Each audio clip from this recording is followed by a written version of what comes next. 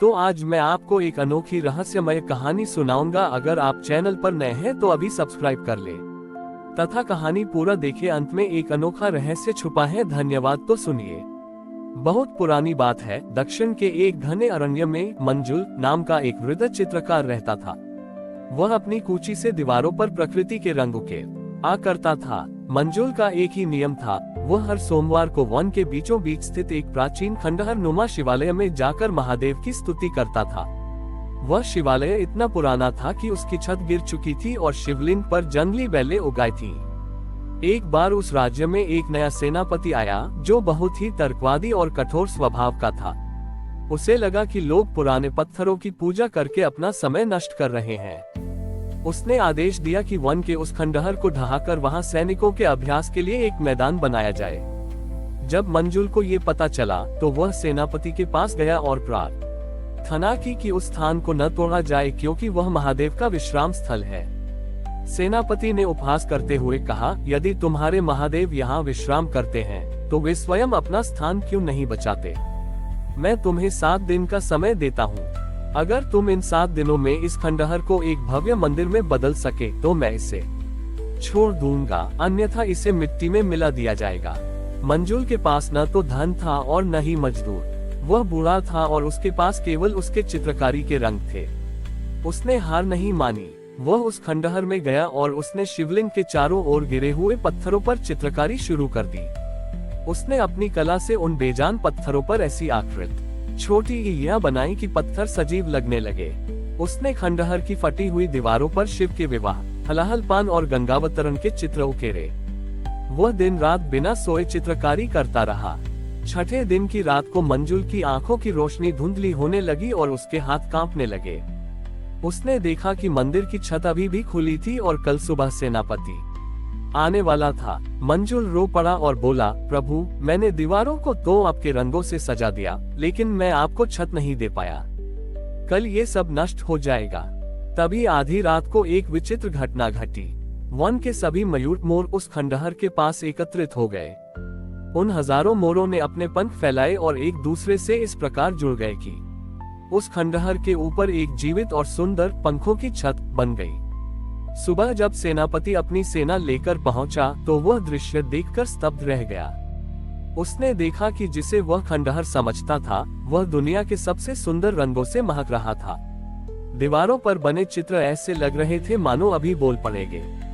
और सबसे अद्भुत थी वह छत जो हजारों जीवित मोर पंखों से बनी थी। जैसे ही सेनापति ने मंदिर के भीतर कदम रखा, उसे एक ऐसी शांति का अनुभव हुआ जो उसने पहले कभी नहीं की थी। उसे लगा कि वह पत्थर की दीवारें नहीं बल्कि महादेव का साक्षात हृदय है। सेनापति का अहंकार टूट गया और उसने अपनी तलवार महादेव के चरणों में रख दी। उसने न केवल उस मंदिर को बचाने का वचन दिया बल्कि उसे राज्य का सबसे पवित्र स्थान घोषित कर दिया।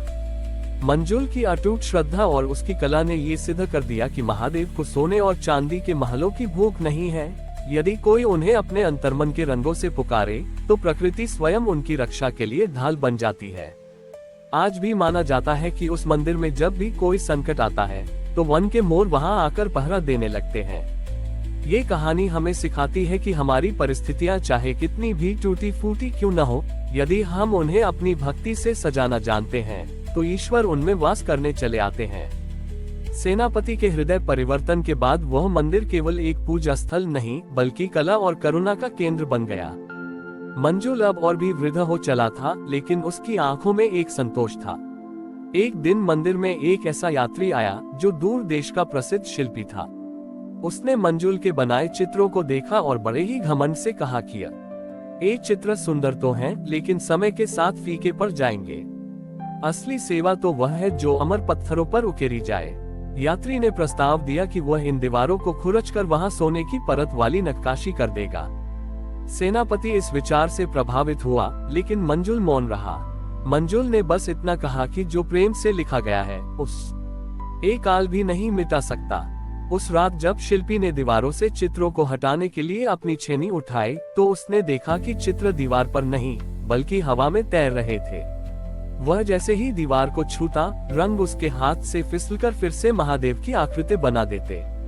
तभी मंदिर के गर्भगृह से एक मंद आवाज आई। वह आवाज किसी मनुष्य की नहीं बल्कि स्वयं उन दीवारों की लग रही थी।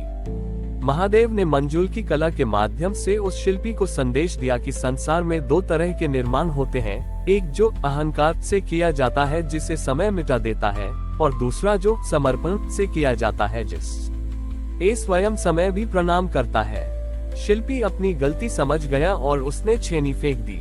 उसी क्षण मंदिर की वह मोर पंखों वाली छत, जो अब तक केवल एक चमत्कार थी, स्थायी रूप से नीले पत्थरों के एक भव्य गुंबद में बदल गई, जिसकी चमक मोर के कंठ जैसी थी।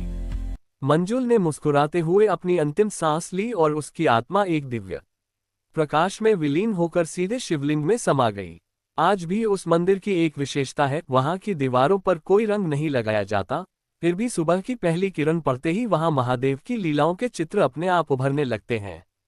लोग कहते हैं कि वह मंजुल की वही अमर भक्ति है जो हर भक्त को ये सिखाती है कि जीवन के खंडहरों को यदि भक्ति के रंगों से रंगा जाए तो महादेव स्वयं वहां आकर विश्राम करते हैं। सेनापति ने अपनी शेष आयु उस मंदिर की रक्षा में बिता दी और वह स्थान रंगेश्वर महादेव के नाम से जग प्रसिद्ध हुआ। हमारी और भी आध्यात्मिक एवं अनोखी कहानियां देखने के लिए हमारे चैनल पर जाएं तथा धार्मिक एवं पौराणिक अनोखी कहानियां हमारे चैनल पर है। कृपया जाके देखें तथा हमारे चैनल को सब्सक्राइब करके रखें और वीडियो लाइक जरूर करें। धन्यवाद।